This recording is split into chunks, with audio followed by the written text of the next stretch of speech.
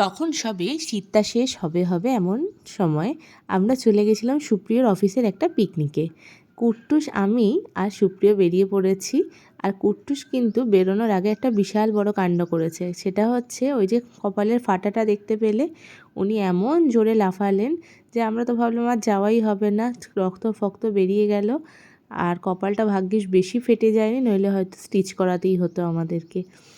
তো আমরা যাচ্ছি, আর তোমরা সবাই কেমন আছো অবশ্যই জানিও। আর চলে এসেছি সেনবাড়ির মহারাজের পক্ষ থেকে আরেকটি নতুন ব্লগ নিয়ে। দেখতেই পেলে থার্মোবব জেল অলরেডি আমি সঙ্গে করে নিয়ে বেরিয়েছি, আর্নিকা খাইয়ে নিয়ে বেরিয়েছি। বেচারা কিন্তু বেশ কিছুদিন ব্যথায় একটু কষ্টই পেয়েছিল। আমার এই দামোদরের ওপরে, মানে এইটা হচ্ছে দেখো দামোদর, আর শীতের যেহেতু সেই সময় বৃষ্টি ফৃষ্টি অত ছিল না বলে প্রায় শুকনো শুকনো। যাই হোক, তবু ওই দামোদরের পাড়ে সেই সময় মানে পিকনিক হতে বেশ খারাপ লাগছিল না। আর বেশ দূরে কোথাও যেতে পারলে কিন্তু মনটা এমনিই ভালো হয়ে যায়। তো যাওয়াতে আমাদের বেশ দেরি হয়ে গেছিলো, বললাম কুট্টুস পড়ে গিয়েছিল। গিয়ে পেয়ে গেছি আমরা কুলচা আর তার সাথে চিলি চিকেন। অনেকে দেখো এ কিন্তু খুব মজা পেয়েছে। আমরা যাচ্ছি দামোদরের পাড়ের দিকে, যেখানে পিকনিকের স্পটটা ছিল সেখান থেকে হেঁটে যেতে বেশ অনেকটা দূরে। আর এই যে বালি, এই বালির ওপর দিয়ে হাঁটা কিন্তু মানে একদমই সহজ ব্যাপার নয়। আর এই বালির ওপর দিয়ে যেতে যেতে জুতোর মধ্যে বালি ঢুকে নোংরা হয়ে মানে যা তা অবস্থা। দেখতে পাবে যত দূর দেখা যাচ্ছে পুরোই ফাঁকা ফাঁকা, মানে হচ্ছে এক একটা স্পট এক এক দিকে এক একজন বসে পিকনিক করছে।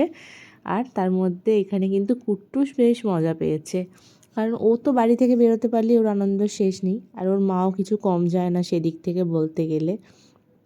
এখানে গিয়ে বাবার গায়ে জল ছিটিয়ে দিয়ে কিন্তু বেশ আনন্দ পেয়েছিল বেচারা। আমাদের যেহেতু রান্না করতে হয়নি, আমরা বেশ আনন্দেই ছিলাম। আর এই দেখো অবস্থা।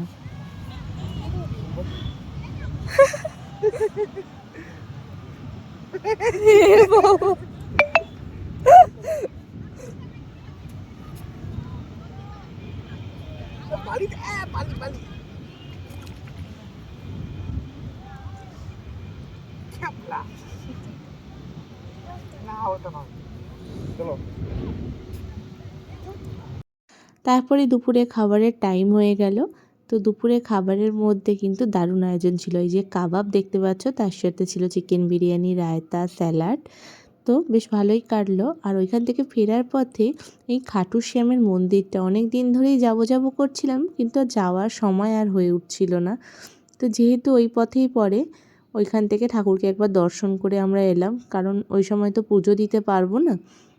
আর যেহেতু খাওয়া কাপড় ছিল, সেই জন্য আমরা ওখান থেকে বেরিয়ে ঠাকুর ও মন্দিরটাকে খুব ভালোভাবে দর্শন করলাম। মন্দিরটা খুবই সুন্দর, এখনও কাজ চলছে বলতে পারো। আর কুট্টুস কিন্তু গাড়িতে ফেরার সময় ঘুমিয়ে গেছিল। তো যাই হোক, ও ঘুমাতে ঘুমাতে আমরা ঘুরতে শুরু করলাম, তারপরে ও উঠেও পড়েছিল। ঠাকুরকে ভালোভাবেই দর্শন করতে পেরেছিলাম। আর একটু ভিড় তো থাকবেই, যে কোনো মন্দির প্রাঙ্গণ তো ভিড় হবেই, এটাই স্বাভাবিক ব্যাপার। আর এনার মাহাত্ম্য তো তোমরা এখন সবাই জানো। যাই হোক, এখানে মন্দিরটার কিন্তু অ্যাম্বিয়েন্সটাও খুব সুন্দর ছিল। বেশ মন্দিরটা সাজানো গোছানো, মাঝখানে ঠাকুরের নাম চলছে। তো এদিকে প্রথমে যাকে দেখতে পাচ্ছ, এখানে হচ্ছে শিব দুর্গা, সামনে মহাদেবের লিঙ্গ। আর তারপরেই এসেছিল গণপতি বাবা, মানে সিদ্ধিদাতা গণেশ, সে তো তিনি তো থাকবেনই। তারপরে রাম, সীতা, বাবা খাটুশ্যাম, তো সবাই ছিলেন। আর এই হচ্ছে ঠাকুরের আসল মূর্তি, দেখতেই পাচ্ছ। তো তারপরে আমরা আর বেশিক্ষণ থাকিনি, ওখান থেকে একটু প্যাঁড়া কিনে নিয়ে আমরা বেরিয়ে চলে এলাম।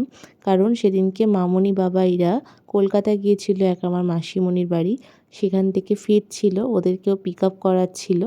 তো তার জন্যে আমরা তাড়াতাড়ি বেরিয়ে গেলাম। তো ফেরার সময় একটু কফি আর তারপর সঙ্গে কিছু স্ন্যাক্স খাওয়া হলো। এই যে ওনাকে দেখতেই পাচ্ছ। তারপর কিছুই না, গুটি গুটি পায়ে বাড়ি এলাম।